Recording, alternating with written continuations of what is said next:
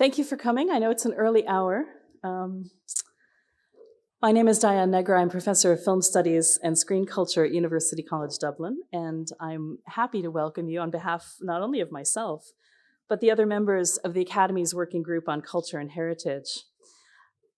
This session, Ireland and the COVID-19 pandemic, arises from many discussions that we've had in the working group, and I think it's going to really be richly informative in cueing us to look back on a period of really nearly unprecedented crisis. I think from the very beginning of the pandemic, when we think back to March 2020, for example, we could see how articulations of national identity were already circulating in particularly emphatic and specific ways. And I'm recalling, for example, when Taoiseach Leo Varadkar made a speech in that same month of March 2020.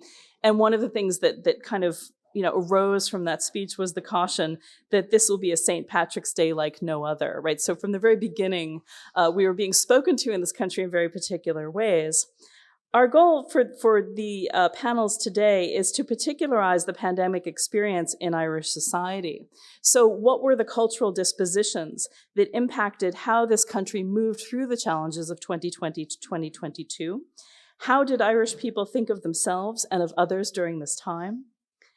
Were interruptions in the standard way of living sometimes beneficial as well as harmful? And if so, how might we retain those positive changes? What does recovery from this emergency look like? And should a social rebuilding process encompass larger goals than restoring pre-pandemic normality? As a gathering place for expert knowledge in all disciplines, the Royal Irish Academy is a highly suitable site for this conference. Our lineup today includes scientists, humanities scholars, journalists, historians, and others whose professions gave them a wide view of the social experiences of the pandemic. As a humanities scholar myself, I was particularly gratified when the past president of the Academy, Mary Canning, observed in her discourse this winter that the humanities got us through the pandemic. Of course, all fields of knowledge can contribute to our understanding of this crisis and its impacts, and we hope to draw from many of them today, while pushing back against the tendency to suppress our experiences of the pandemic as part of our sense of relief and pleasure in its having just about come to an end. We've scheduled the panels today with really quite strict time limits, which we will enforce if need be. And that's with the aim of ensuring that audience participation takes place. I hope you will have questions that you'll want to raise from the floor. We invite you also, of course, to lunch at noon in the members' room just down the hall, and we'll return there at the end of the day for a reception. As a professor of film studies, it's a particular thrill for me to get to thank the Academy. I want to acknowledge most particularly the head of policy and international relations, Sinead Reardon, and also our administrator, Claire Traynor, whose contributions to this event have been enormous. And I want to just say personally that working with them has been an absolute pleasure. The Academy's comms team has been a source of great advice, along with facilities manager Hugh Shields. The Academy president, Pat Gyrey, past President Mary Canning, and Executive Director Siobhan O'Sullivan have all kindly lent their support and encouragement to the planning of this event from the very start. The members of the Working Group on Culture and Heritage, both past and present, have strategized, planned, and discussed this event for quite a while. And like me, I imagine, they're very happy that the day has finally arrived and looking forward to the conversations that are awaiting us. So I want to thank you very much for your attendance, and we'll now turn to the first panel of the day.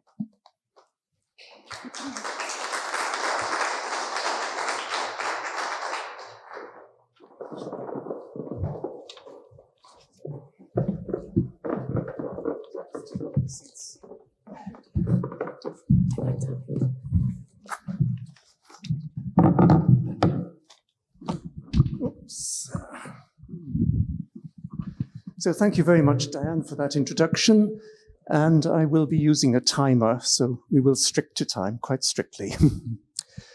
One of the interesting topics we want to discuss today is what anthropologists term rites of passage. Every society and every culture has events which mark particularly important events in a person's life, perhaps the most important being death, of course. And Ireland has a very strong culture around funerals. I don't know how many of you have had to explain to visitors from England the importance of funerals in Irish society. Certainly I have on a few occasions.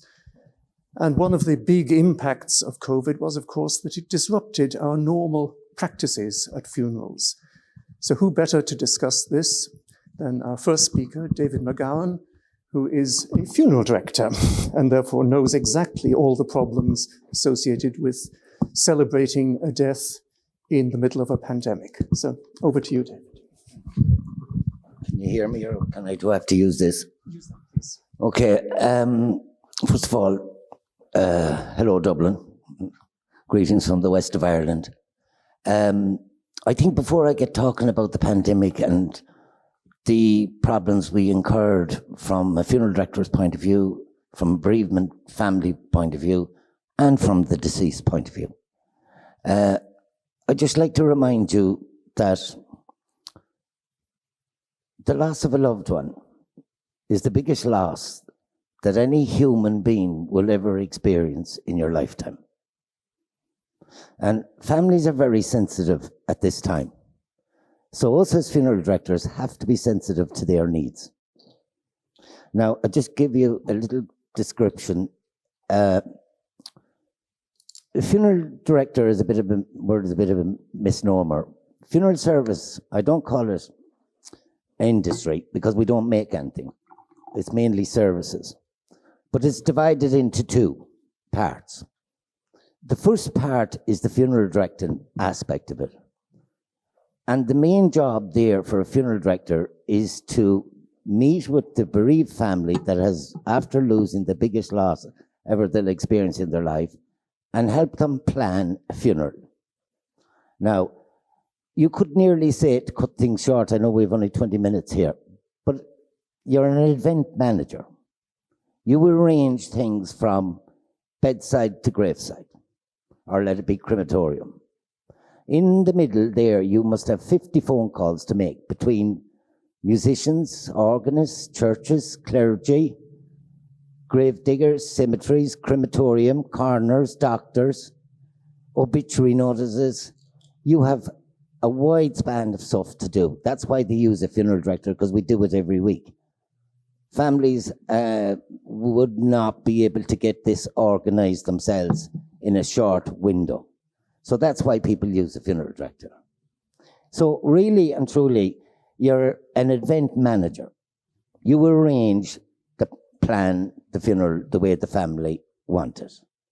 You arrange for the person to be brought from the place of death to the place of disposition. So really, you're an event manager. The second part, now this is very important for the public to know because we were all grouped into one. But it's not like that. The second part is more or less looking after the person who has passed away. And I personally don't like to use the word death because I don't believe we die. I think we pass on to another place. So where the person has passed away, then they have to be, once cessation in life occurs, changes happen within the deceased person. Like your plants, like your animals, like everything else, once you're starved of oxygen, you start to go back to where you came from. So we wake our dead, we spend time with our dead. Our tradition, ritual and cultures associated with death in Ireland is unique. They don't do it any other where in the world.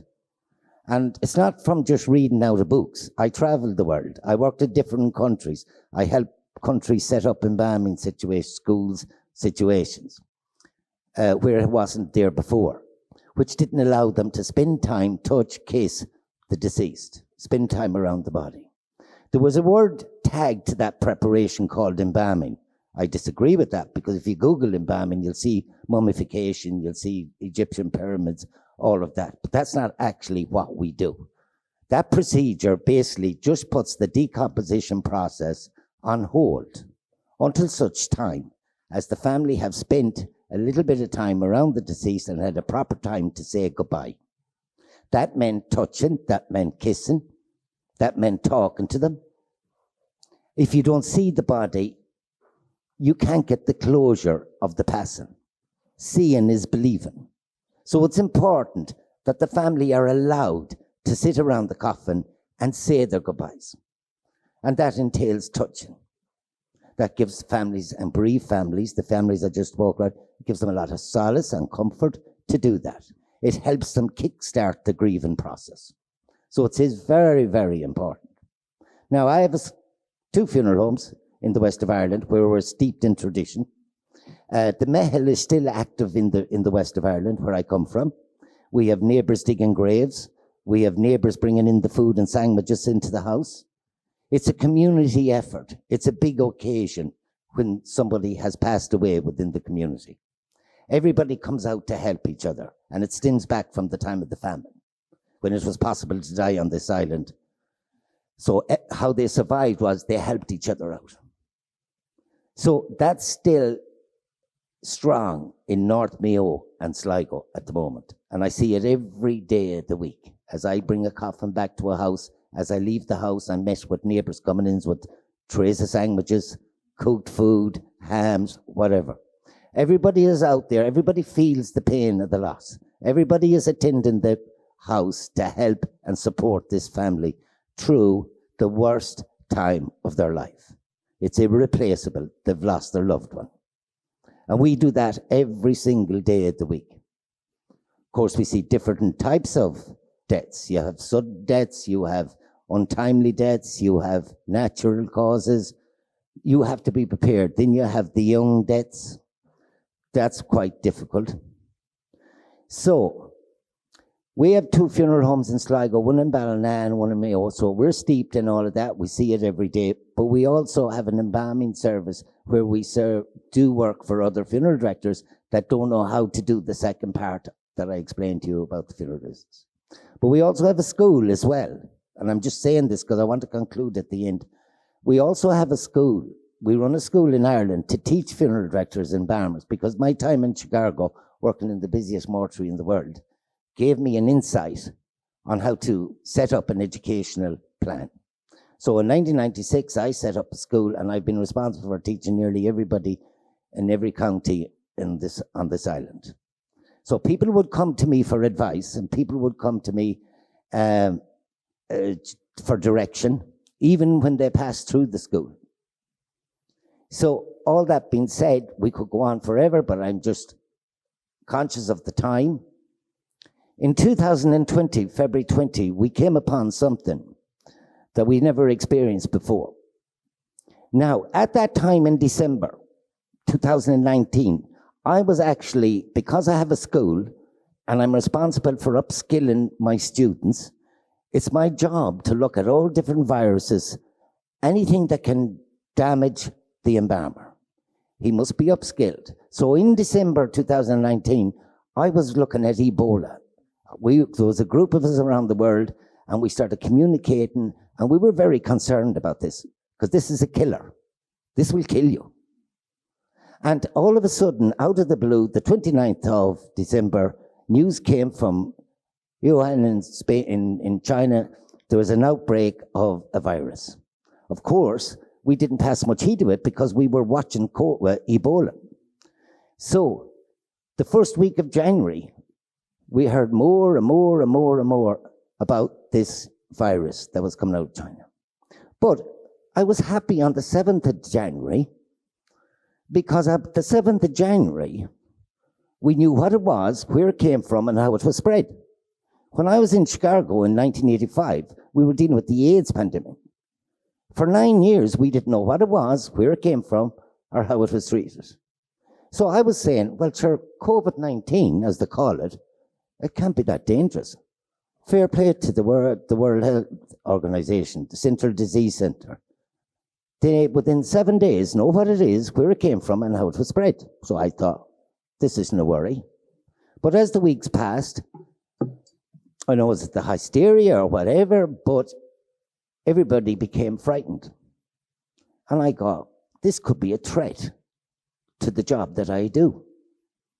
If we're not allowed to do all the things that I just told you at the start here, it's going to be woeful on the family. These families won't be allowed to grieve.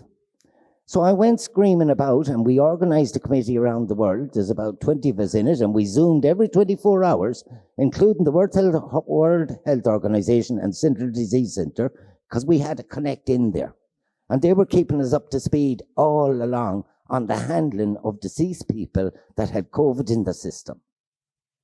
And we all decided it was safe to handle these people, providing you put in a risk assessment. Because it's an influenza, it's a respiratory transmission disease. So we are trained to look after those. So I immediately stopped teaching, but I set up 5 open days, upskilling existing embalmers how to handle deceased people who had COVID in their system that passed away. Now, there are 800 people on this island that does the same job as me. I was shocked that only 60 people turned up for a 3-day introduction day on how to handle people who has passed away with COVID in the system. I was screaming from the top. You can see me on the Claire Byrne show. I was screaming from the heavens, will ye please do not put these people into body bags. Allow the family say goodbye. It's quite safe to do this, providing you have the proper facilities, you have the training, and you have put in your risk assessment. Nobody was listening. The hysteria was out there. I continued to do it myself and my 2 daughters and another girl that works inside with me. We continued to take those people out of the body bags. We continued to embalm them, dress them, wash them, hand them back to their families. It worked. After about 6 months, everyone else around the country said, well, these guys are still alive. How come this is? Now, I just remind you, before I finish, I've talked to families that had to hug coffins. I talked to families where their loved ones were brought out to the front garden of the house from the place of death in 2 body bags now, and a coffin, and left on trellises in the front garden of the house. And the priest came along and stood outside the wall, and he blessed the coffin and brought him. I knew the pain, and in fact, I knew these people will not get closure. I asked the people that put in this, I said, do you understand the consequences of your actions? You're going to do so much damage, and damage that can't be repaired. Our culture, ritual, and customs associated with somebody passing is unique to us. And now we're turning our back on them. Where's our duty of care? I contacted the HSE, I contacted all the medical police that was making these rules.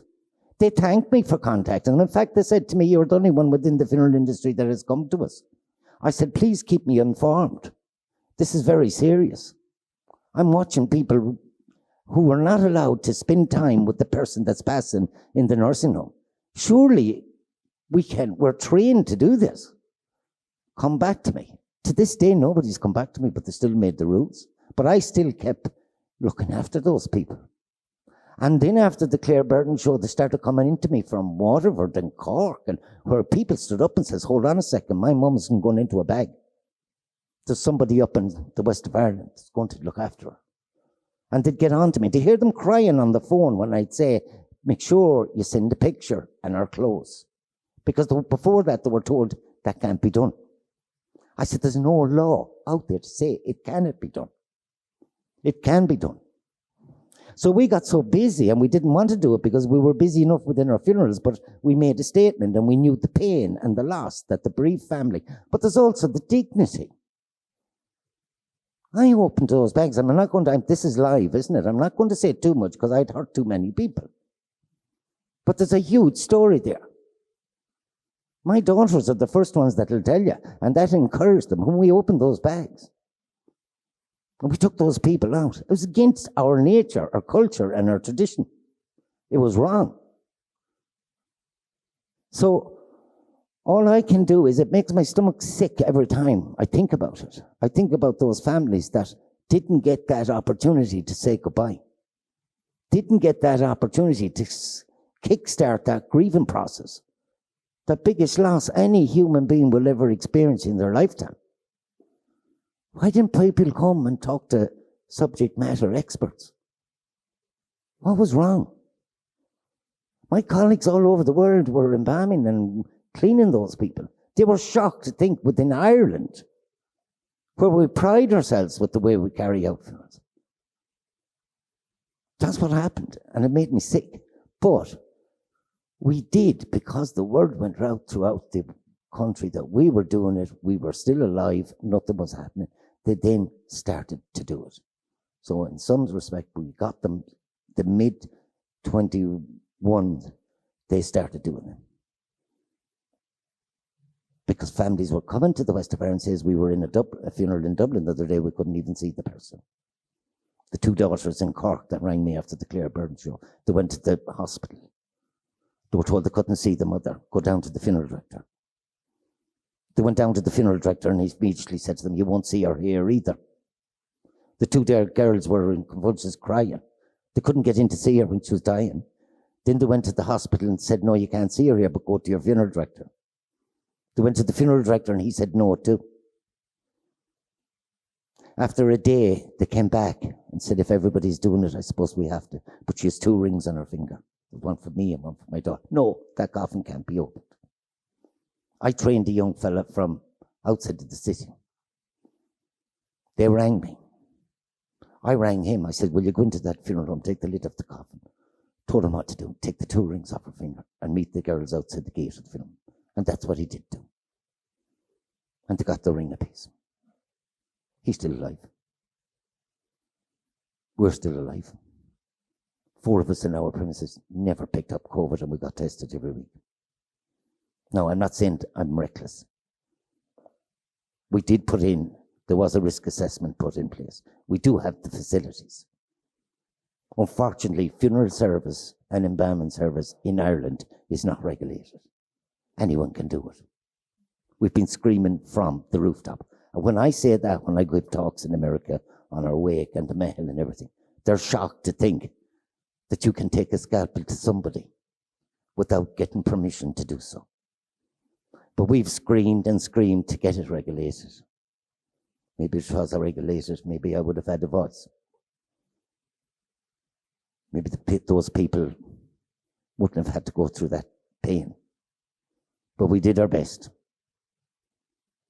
And I hope we never see it again, and I hope the government learns to talk to subject matter experts. If something suddenly like this happens again and it's a threat to our customs, traditions, and rituals associated with death. That's me now.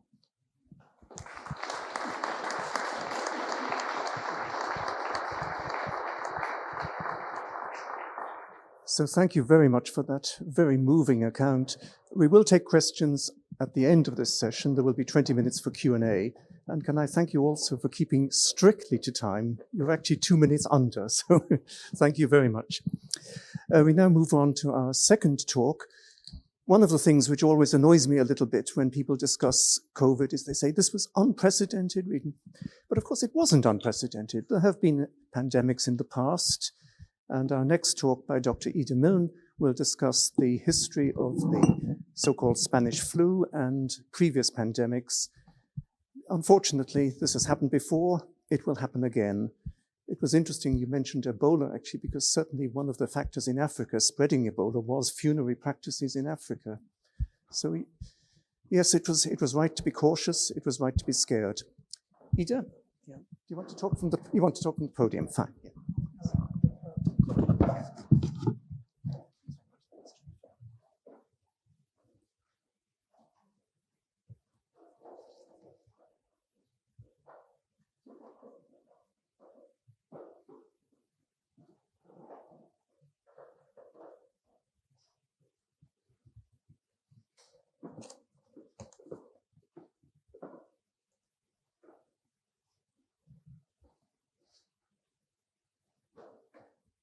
New computers are always a challenge.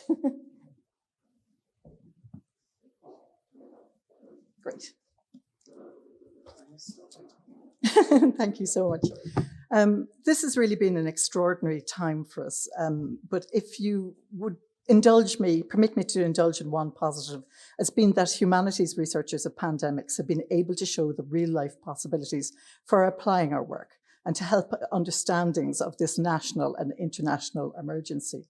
I'm really grateful that at the very beginning of this pandemic, our colleagues in STEM have welcomed engagement with humanities scholars of pandemics around the world, particularly early in the crisis when they didn't have their own disciplinary evidence for this novel disease. The engagement between STEM and humanities continues with this very useful COVID-19 social and cultural assessment, which we engage in here today. And I'd like to convey my thanks to Professor Diane Negra and the organising committee for this event and the invitation to take part. The Harvard historian and theorist on pandemics, Charles Rosenberg, I think he's now 89, posits in his essay that novel diseases capable of causing epidemics or pandemics have two identities, one that is biological and the other that is social. That social identity is defined by fear and sudden widespread death. It is highly visible and elicits immediate and widespread responses. He argues that as a social phenomenon, it has a dramaturgy form, with a plot line of increasing and revelatory tension, mobilizing regional communities to act out rituals that incorporate and reaffirm their fundamental social values. His play-like structure begins with a progressive revelation, as communities slowly acknowledge the threatening novel disease, only admitting its presence when it cannot be ignored. Does that sound familiar? In the second act, societies create a framework in which to interpret and manage the disease, rationalizing it with contemporary knowledge in terms that suggest control and reduce fear. In the third act, which Rosenberg defines as negotiating public response, arguing that one of the defining characteristics of an epidemic is the pressure it generates for decisive and visible government or community response. The imposition of quarantine is an example of something that provides a visible reassurance. It prevented people feeling they had to flee cities, for example, like during the Black Death. Act 4, Rosenberg calls subsidence and retrospection. Epidemics, he says, end not with a bang, but a whimper. Susceptible individuals flee, die, or recover, and the incidence of disease gradually fizzles out. I introduce this idea of a regionalised epidemic dramaturgy as it may be helpful here today while we reflect on the Irish social and cultural aspects of COVID-19. This whimper, which we very much hope we are now in, also implies a need for assessment, Rosenberg's epilogue. How do we deal with the challenge? What lessons have we learned? How could we cope better with the next one? Or do we just forget, like we historians did about the 1918-19 pandemic, not assessing it for almost 90 years, when studies from other geographic regions nudged Patricia Marsh, Katrina Foley, and myself into our research? Perhaps we forgot because it was too painful to remember, or because it became submerged by the histories of the Great War and the Revolutionary period, or perhaps at a time when death by other infectious diseases was common, historians of the time didn't see it as all that exceptional. It was, though. In a population of just over 4 million on the island of Ireland, it killed upwards of 23,000, about in line with the earlier 19th century cholera epidemics. The first cholera pandemic around 1832 killed, Fiona Gallagher estimates, about 50,000 people in Ireland. And the second, intrinsically linked in time and in our imagination with the Great Famine, killed an estimated 30,000 Irish people. If there is one thing history of epidemics shows us, is that there will always be a next one, no matter how much we think we have improved. This search for improvement following epidemics, particularly in the 19th century, as globalization made epidemics, particularly cholera, spread like wildfire around the world, led us to the demographic transition around the turn of the 19th to 20th century, when different measures contributed to a massive reduction in deaths from infectious disease, at least in the global north. In terms of scale of death and disruption, until now, the biggest pandemics are considered to have been the bubonic plagues of Justinian in the 500s and 600s AD, affecting Europe, including Ireland, the Near East and North Africa, and the first 3 waves of Black Death, another bubonic plague, which killed an estimated 1/3 or more of the European population from 1347 to 1351, and caused a 30-year economic depression in Europe. The 1918 flu, my research topic, is also ranked as one of the major pandemics, although it is, I think, only one of 15 influenza pandemics identified since the 1500s. It took more than 23,000 lives and in excess of 50 million globally out of a world population of 2 billion. In comparison, COVID-19 had killed 6,890, 753, I think we read each one of those out, rather than generalize by yesterday, out of a global population of over 8 billion. In the Republic, there has been to date 8,998 certified COVID deaths and 5,311 in Northern Ireland. The Republic has over 1.7 million recovered cases. What does that say about long COVID? Yes, of course, these comparisons are crude and our living conditions and health conditions are much better since 1918. As another very crude marker of scale, the US COVID-19 deaths are now in excess of 1.1 million, compared to 670,000 in 1918-19. And its rate of death at 3,485 per million people is about twice ours, at 1,792 per million, using Worldometer statistics. As a historian of the 1918-19 influenza pandemic, I spent the last 3 years at once in dread like everyone else, and also in a professional sense, enthralled, if you can be enthralled in a dystopian nightmare. As there are many commonalities between the identities of COVID-19 and the 1918-19 pandemic. It was in some ways like getting to see my research on a 100-year-old topic come back to life. The fear of the unknown threat, the way it spread, traveling through news media around the world, the complete disruption of society as events were cancelled, businesses closing through illness or fear of contagion, the proportion of people killed, about 2 per 100, as it was in the early days of COVID. The struggle of medicine and science to come to terms with it, the confidence in their own science somewhat punctured, at least in the short term, the vulnerability of certain groups to it, and not just by medical risk, but also because of socioeconomic conditions and exposure through employment. My research on the 1918 flu showed that while the flu hit all socioeconomic classes, the poorer people in Dublin's tenements were particularly vulnerable for multiple reasons of poverty, crowded, bad housing, lack of saved income, less access to knowledge and to medicine, to name a few, as this slide of deaths by class in Dublin across the 3 waves of the 1918-19 pandemic shows about it. In the early stages of COVID-19, when it was suggested that those most at risk were hospital staff working in intensive care, I knew that from my work that those who died in 1918-19 could also be viewed as being more at risk if they had a job that dealt with the public, that they caught a greater risk of catching the disease and dying for it. And it showed me that people like hospital porters, shop workers of all kinds, reporters, priests and postmen carried a risk almost as high as medical workers. And so that persuaded me to write an op-ed for the Irish Times at it and kind of showed me that my research had a contemporary relevance. In turn, the children of these workers also carried a higher risk than the children of people whose jobs didn't involve dealing with the public. Some months after I wrote that article, the COVID-19 death statistics show that shop workers were the second highest risk of death from COVID. We hope, at the end of this pandemic. So perhaps it might be useful just for another couple of minutes, which I'm probably just at the end of my time, to talk about my oral history research, which showed that, about the aftermath, what it showed about the aftermath and the memory of the period. What happened to people who suffered the 1918-19 influenza and survived, many with damaged health or a sort of long flu? How did death impact on families in the short and the long term? Are there things that we might usefully learn from it? So if you look here, I first began collecting in 2006, and I interviewed about 50 people who were living witnesses to it, who had survived it as children. And this guy, Tommy Christian, lived in Ardclough in North Kildare. He said you'd never forget it. He suffered it as a 5-year-old, remembered it all his life, but never had the story to make sense of it until we began to devise the national tale of the flu. His mother, he said, was never the same after it, and she died about a year later. We know now that his mother had TB, but what that evidence pointed me towards was that it often reached people with other diseases early, and COVID has done the same thing as well.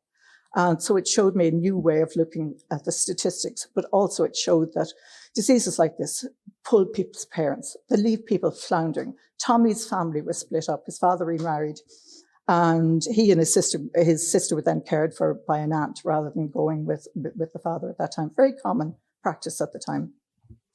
R.B. McDowell, the beloved Trinity Junior Dean, caught the flu in Belfast as a small child. He came from a very affluent family, but nevertheless it killed his nurse.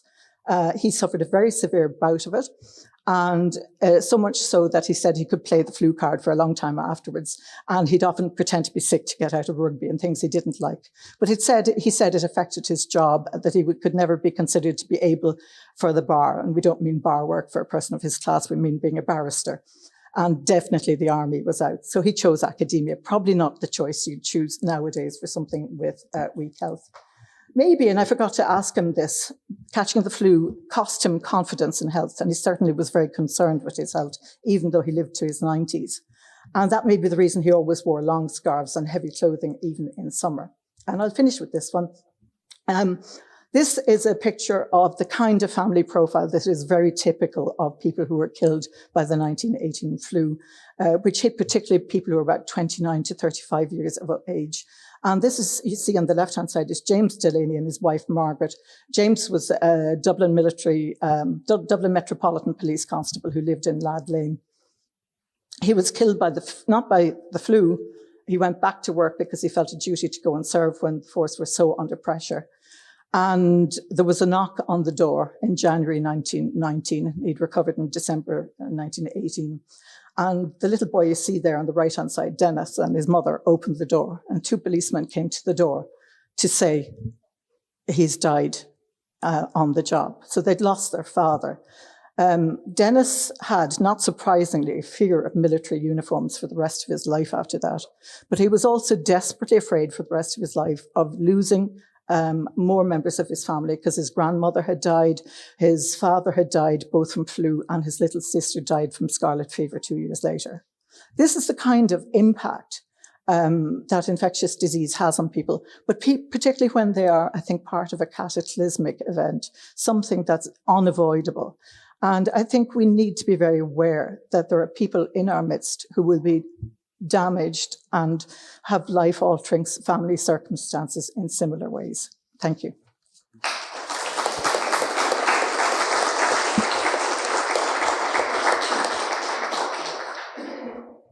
Thank you very much, Ida. And again, you've kept marvelously to time, so we will have plenty of time at the end for questions.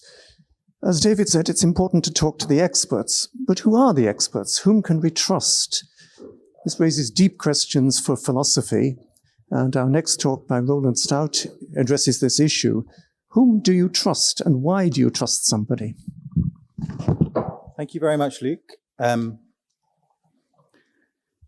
Yes, so shortly before COVID-19 had even been heard of, my colleague at UCD, Professor Maria Bagramian, had engineered a large interdisciplinary project with EU money from the Horizon 2020 scheme on trust in expertise and policy. And its key example at the time was climate change, because it seems that trust in climate scientists is an important social goal. And if we don't trust them, climate catastrophe looms quite imminently. I was to run the package called the Ethics of Trust. And being a philosopher, I'm not a social scientist, so I don't know facts. It's all kind of ideas with me. But clearly the focus shifted very quickly to COVID, because the issue of public trust in expertise has become it was clear that it was going to become, and indeed did become, a massively important issue in our culture. Everyone's concerned with the question of whether to trust the experts, what attitude to have towards people who don't trust the experts, and how to trust the experts. What kind of process should you go through to decide whether or not to trust experts? I imagine that now concern might shift back to climate change, especially given the recent news that Ireland has, perhaps not surprisingly, fallen behind the expectations and commitments it had made on what to do about that. Now, it turns out that as part of the surveys of this project, the Irish people, relative to half a dozen other European countries' populations, are relatively trusting of science, which is quite encouraging, and relatively untrusting of government. And I suspect that neither of those facts is terribly surprising to people who live in Ireland. It relates, of course, to David's point about his attitude towards the government in COVID, that they should have been trusting the scientists, and we should trust less the government, who don't trust the scientists. My own expertise, though, is in matters more abstract, essentially with questions concerning the very nature of trust. But although quite abstract, I think these concerns quite quickly impact on practical matters. Essentially, there are two ways to think about trust. I mean, this is a bit simple, but let's say there's one way we can call a rationalistic conception of trust, and the other we can call a collaborative conception of trust. And my theme in this talk is really to argue that the dominant conception, the rationalistic conception that has dominated the discourse, has, because it's dominated the discourse, essentially obscured from view certain issues concerning public trust, which only become visible if you think of trust as part of a collaborative exercise. So let's start by outlining this rationalistic conception. It's a kind of classic social science view of people as rational agents. The background assumption is that we're truth seekers, that we have belief-forming systems, and that a norm of those systems is that they should lead to us having true beliefs. If you're not sensitive to that norm, you're somehow dysfunctional, akin to being delusional. And this dysfunction means that the person isn't as effective as a human being, and indeed isn't as effective as a social being, because failing to be a truth seeker has impacts on the people around you, and indeed globally, when you think about things like vaccines and climate change. So when something like COVID-19 crops up or climate catastrophe looms, there's a potential social problem if people's belief systems aren't working well, a problem that might require a social solution. Now, just as the epidemic itself, or the threat of climate catastrophe, requires a social solution, so, as many people thought, the so-called epidemic of the lack of trust seemed to require a social solution too. And I take it that's why the EU invested so many millions of euros within its Horizon 2020 initiative on research into questions about how to establish public trust in experts. So this became an important social goal. Now, in the rationalistic conception of trust, trust simply is that aspect of the well-functioning belief system that informs a person whether to believe or disbelieve what they're being told. If the person telling you something is reliable, a reliable truth teller, i.e. trustworthy, and the context doesn't present you with any defeating conditions, and you've no reason to believe the contrary, then you should believe what they're telling you. And that's what it is to trust them on this conception. As rational truth seekers, we assess our experts. We look at their credentials. We work out what their sources they're using. We examine perhaps contrary information from other sources and compare them, and eventually decide to accept or not to accept what they're telling us. And we urge other people to do the same. And perhaps, if they're not doing the same, we try to re-educate them.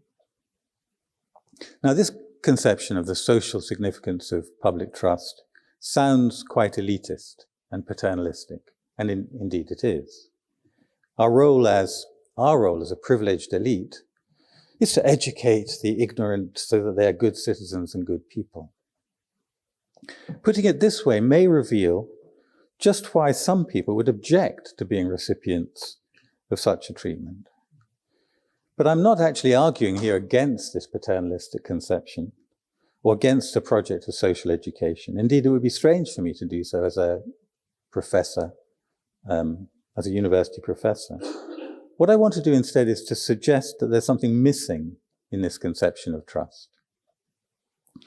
It's important to see that trust generally isn't just about believing what you're being told. It's a more general aspect of social life. You arrange to meet someone at a particular time and place, and you trust them to be there at that time and place. A surrendering soldier puts their hands up and trusts the enemy not to shoot them. A rock climber, trusts their partner when they grab their hand not to let go. These are, in a way, silly examples, but trust is happening all over our social life, not just when we're thinking about whether or not to believe what we're being told. In each case, the trusting person acts in a way that makes them vulnerable to the other person failing to do what they're being trusted to do. So trust involves reliance, relying on other people's behavior. But it's not just reliance. An example that philosophers use is a burglar who relies on the householder being on holiday when they break in. Well, that's a case of reliance, but it's not a case of trust. You're not trusting the householder to be on holiday. It's not if you like, a betrayal of trust if they turn out not to be on holiday. Whereas when you trust someone to be at a certain time and place because you've arranged to meet them, not only are you relying on them in that same sort of way, but you're engaged in a kind of collaboration with them.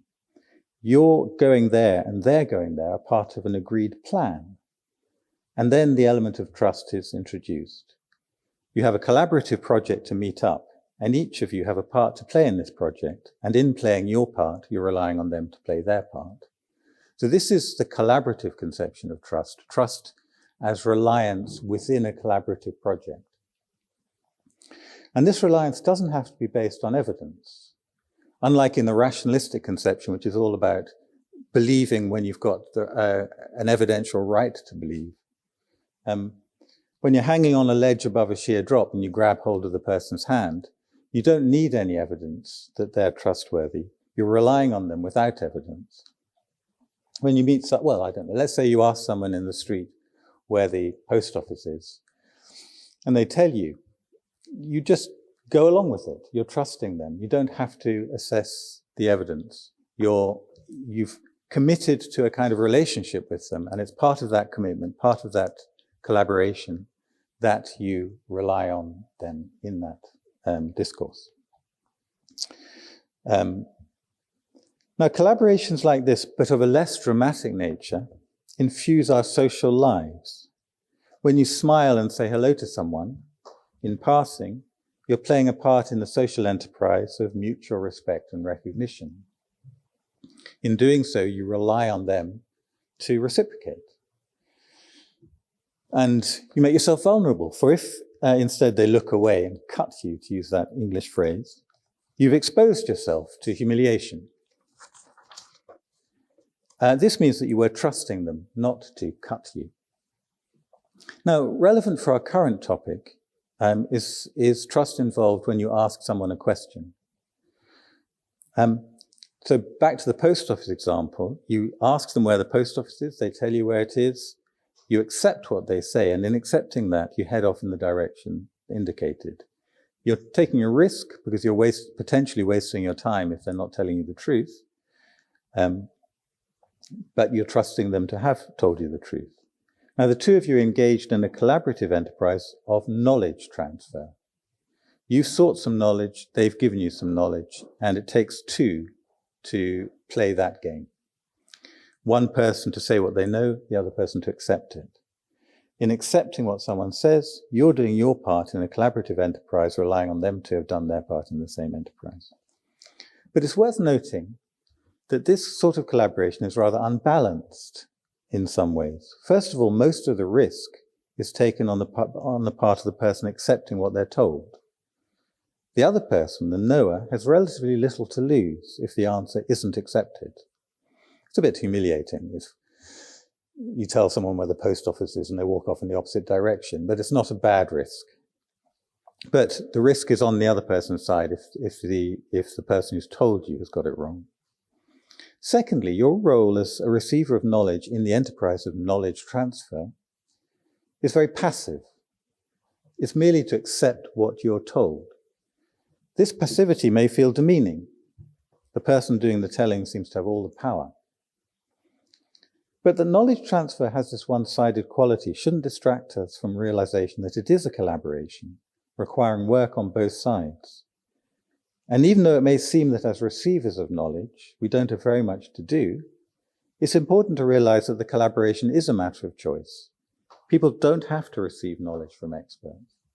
They may refuse to accept what someone is trying to tell them. So it's worth asking why anyone should play the game of knowledge transfer when they're on the more passive side of this transaction.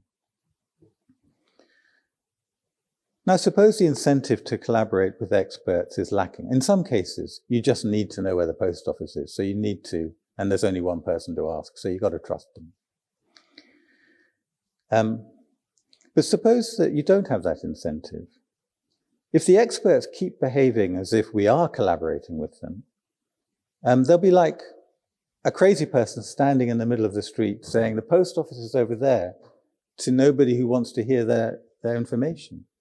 Or the kind of street evangelists with their loudspeakers who shout about the good news that Christ is risen to an audience of shoppers who carefully walk around them on the other side of the road.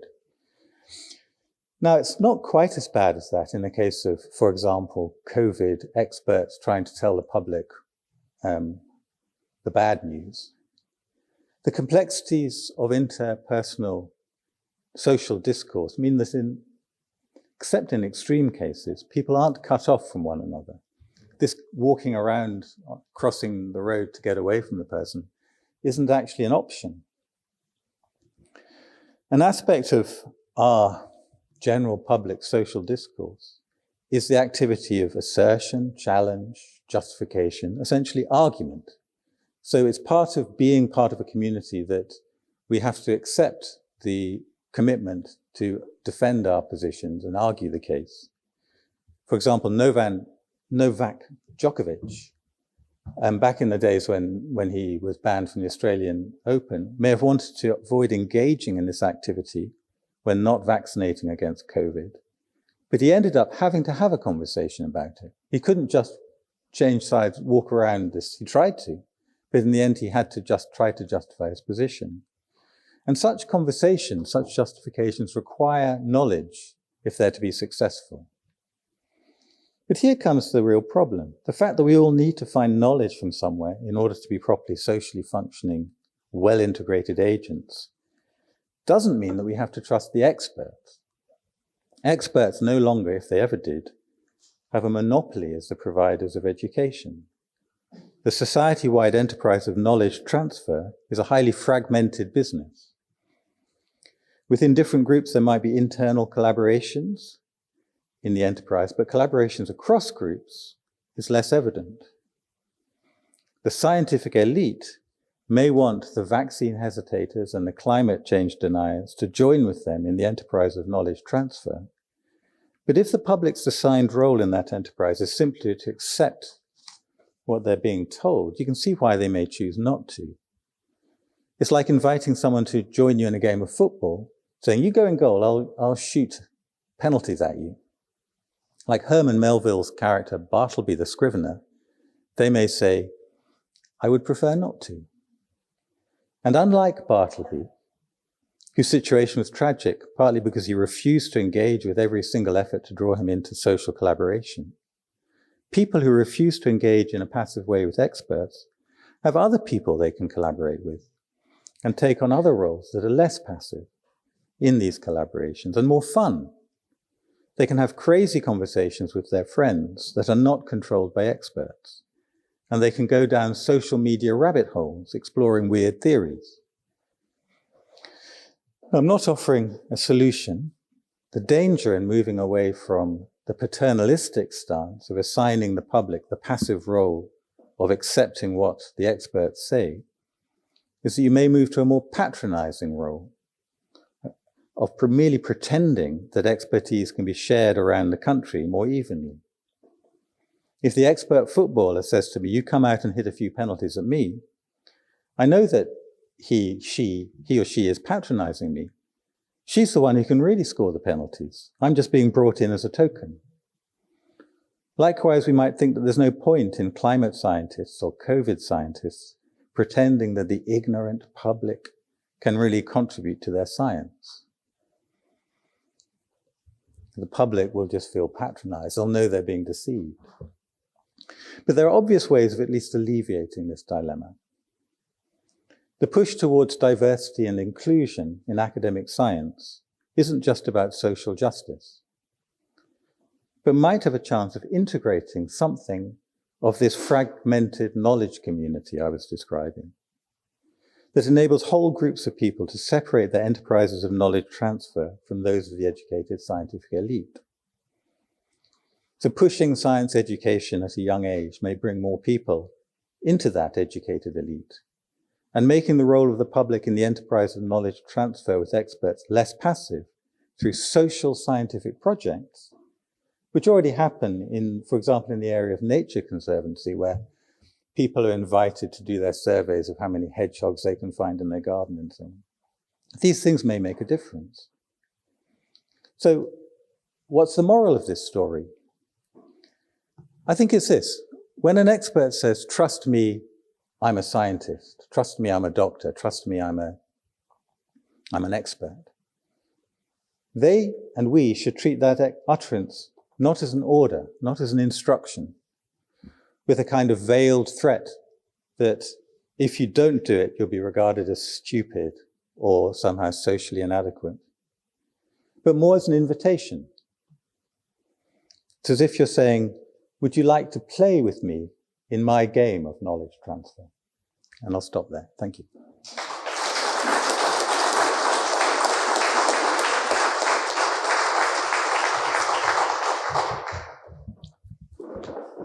So thank you to all the participants for sticking so tightly to time. That means we actually have a good 20 minutes, maybe even a bit more for discussion. And I'm sure there are lots of questions provoked by these interesting talks. So who'd like to kick off? Dan? Microphone? Yeah.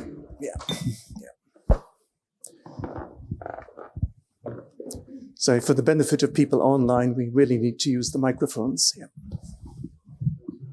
Thanks very much. That was an excellent panel and very thought-provoking. I suppose it may not be so much of a question as a comment, but and partly provoked by David's opening contribution. Thank you again. It was partly thinking about the difficulty of responding to mass death.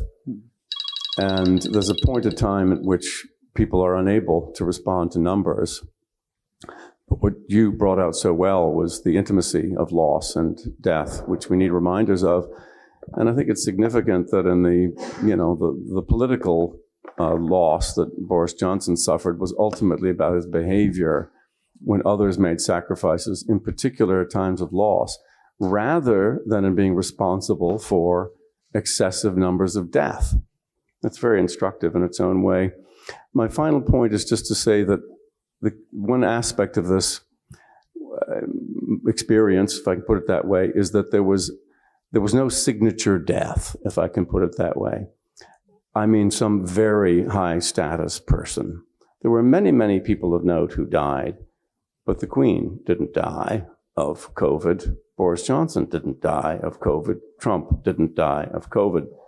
I think it might have changed our relationship to this, oddly enough, as a society, if some very prominent death had occurred. Thanks. So, there at the back. My name is Donald O'Bralacon. I have two questions, one for Dr. Milne and one for Professor Stout. Dr. Milne, in looking at the 1918 flu, have you looked at the comparative experience of Philadelphia in the United States and St. Louis? And if you wanted to bring that up to a modern thing, looking at the comparative experience of Lombardy in dealing with COVID-19 and the adjacent provinces or administrations of Piedmont and Venice, which had much less deaths. And for Dr. Stout, my question is, it's not a question of us trusting the experts.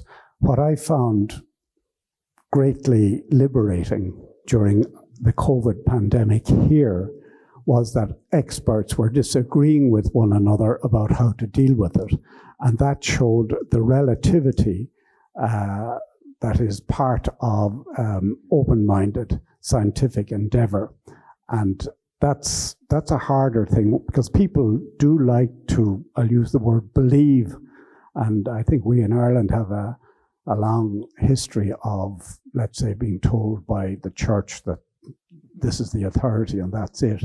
And the most significant debate in experts on the COVID thing, as far as I can see, was described in a very useful article in Wired, where the predominant view that COVID was spread by droplets was challenged by US scientists and said it was more by aerosols, which led to a shift, as far as I can see, from social distancing to wearing masks.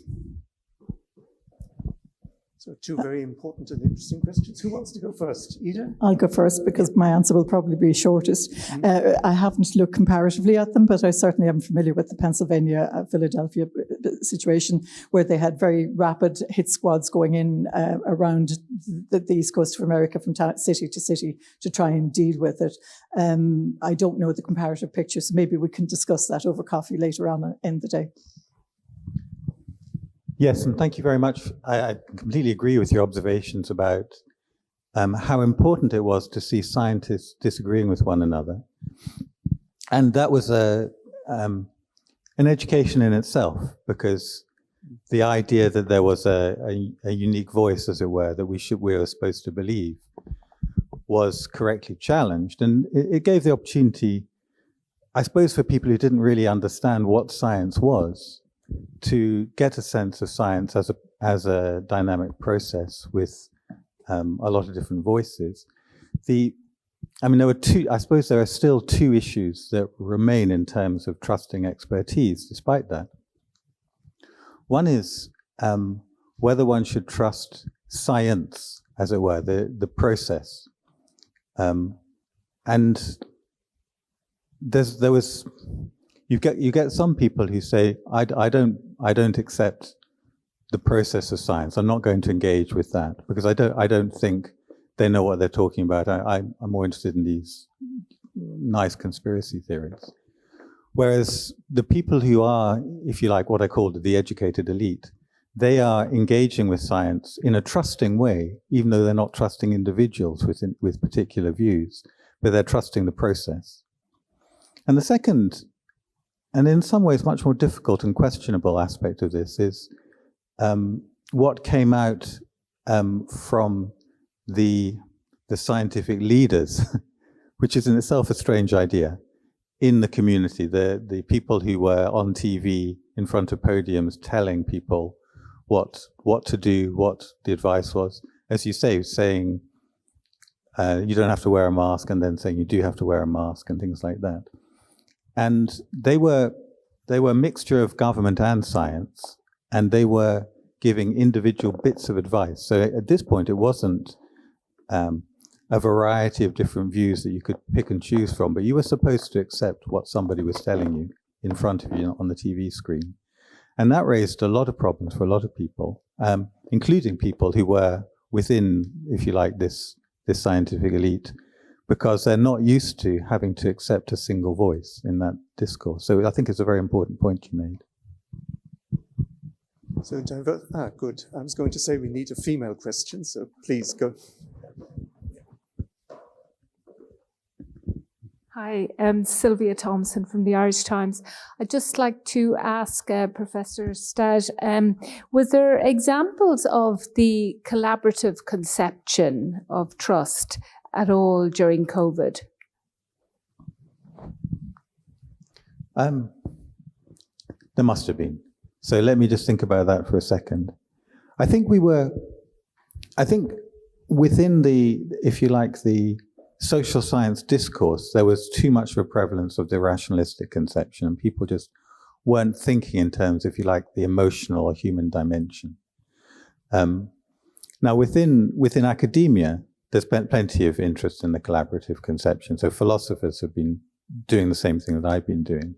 But within, I think it's just there implicitly. So I'm not sure I can give you examples, but I think that collaborative conception is within the background of people's thinking.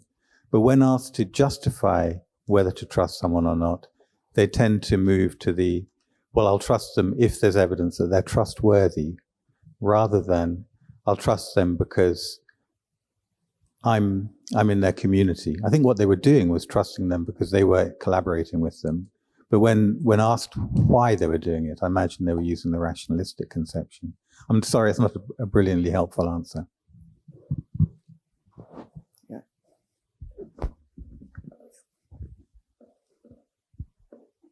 Here at the front. Sorry. Aileen Donoghue McGowan, David's wife. Just in terms of the numbers that died in the course of the pandemic, and you also mentioned in other cases of other pandemics where the pandemic reaped people early of another underlying disease. The numbers that are on record,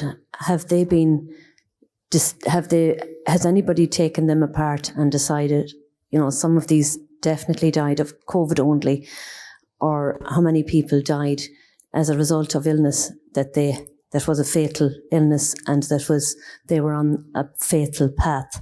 Because in our own experience in the funeral home, there were families who came to us whose loved one had passed away, but it was evident that they were going to pass away, but they would have gone to hospital and got COVID, and subsequently they were quite upset when the death was recorded, because there was a little bit of stigma attached to a COVID death. So their death on their death certificate was recorded as a COVID death, which was quite upsetting for families. And following on from the numbers that were generated, the numbers of deaths, and that we heard about every evening on the news, that further generated fear among people. And the final follow-on on that is, I'm at the moment, my dad has dementia, but my aunts are old and they have friends who are severely damaged emotionally by the pandemic and are afraid to go outside the door, and who possibly are not in as good of health or have no confidence that they may have had. Maybe they would have been as they are now without the pandemic, but my aunt certainly, her dearest friend is in no way anywhere like where she is in terms of her health and her emotion, and she's a young 85-year-old, whereas the other lady is quite damaged by the fear generated from COVID. Yeah, an important point. Ida? Yeah. Thank you. That's so perceptive of you, and I can see this is quite the team here. My own mother is 91, and she's in the early stages of dementia, and she's been able to live at home completely with carers, for which we're immensely grateful, at great personal risk to themselves, and just like to pay tribute to them here too. But she has remained calm the whole way through with me. The most exciting thing she's got is to give an elbow bump and say, "I'm sorry, you can't kiss me because of that disease." But she's in no way anxious, whereas, your mother's friends are in a different position. The stigma of dying from an infection, I think, goes very deep in Irish society. When I was looking for causes of death for, various people to do with the 1918 flu, at that stage when I was doing my PhD, the death certification wasn't online, a wonderful resource that we have. And people would send me in and say, "Could you please find out what Granny or Mommy died from?" And invariably, the person that they were trying to say hope would die from flu had actually died from TB. And disease carries an enormous stigma in Irish society. Usually, they wanted them to be flu rather than TB to kind of shed that thing. In terms of the actual certification, I think Philip Nolan was rather more qualified than I am to talk about it. But I know that this is something that is constantly being reassessed and changed, and that it's usually, I think, the principal cause of death that's put down, but that sometimes there's a secondary cause given as well.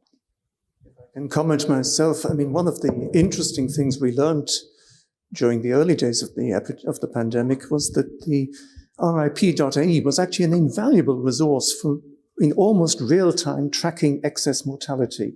It turned out to be far better than the official statistics as a source of information. The point about the stigma attached to infection is well taken. I don't think I've ever had to ask somebody to respond to a question from their own wife, but David, do you want to say something? Yeah. Microphone, please, yeah. Yeah, I have difficulties with the numbers that have been given out of people who passed away with COVID in the system. Because I teach it, it's my job to keep all my students up to speed with developments. But we do run 2 busy funeral homes in the west of Ireland, one in Sligo Town and one in Ballina. And for the 2 years, 20 and 21, we only handled between the two 16 people who had passed away with COVID in the system. Now, every evening I was listening, another 300 died, another 200 died. So I started to go back to the statistics and look at the figures, because it's my job to see what the annual death rate in Ireland on this island in the 26 counties is about 32,000 a year. 14 in the north. So there's 44,000 people pass away annually on this island every year. So I looked at the figures. In 2020, according to the CRO figures, the death rate in 20 was only 500 deaths more than the previous 19. And in 2021, it was only 600.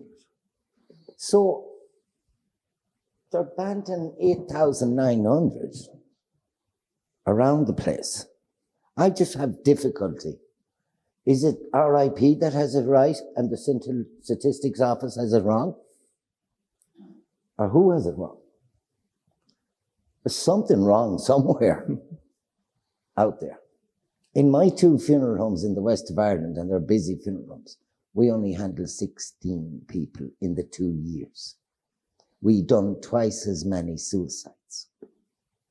And a third of those suicides, I seen the letters.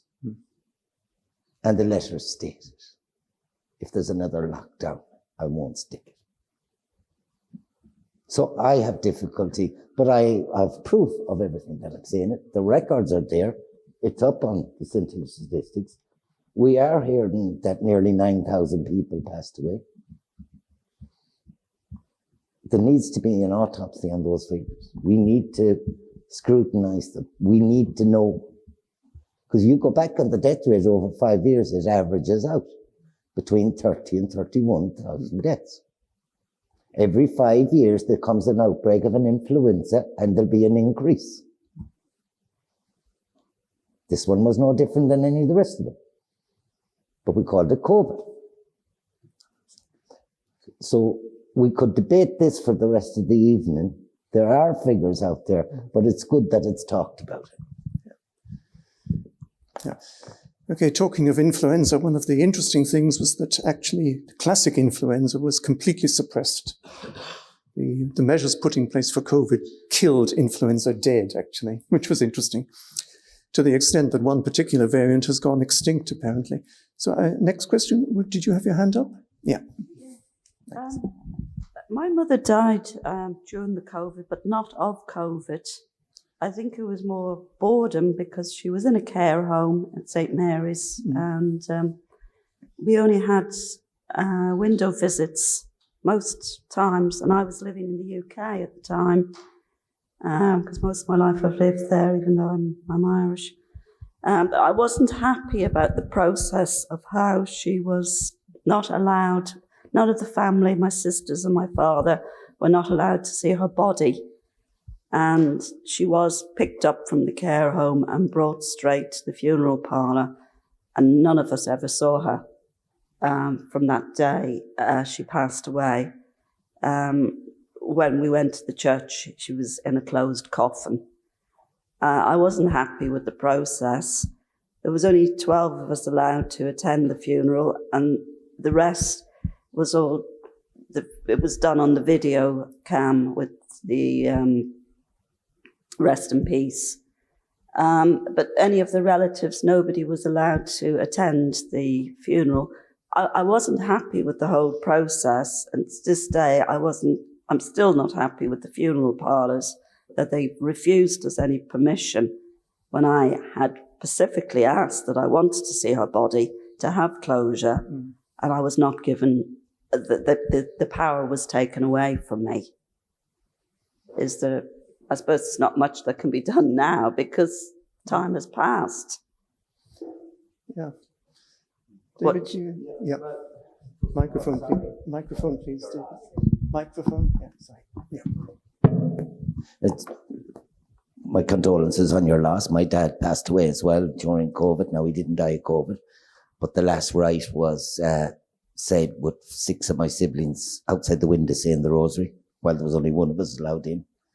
I didn't like that either, but we did get to spend some time around the dad, so I know how painful and I'm sure it'll be difficult for you to kick into the grieving loss, because seeing is believing, and you need to see your loved ones. The only thing I could say to you there, to give you any sort of solace or comfort, remember, it wasn't his fault that you couldn't see him. It wasn't his fault.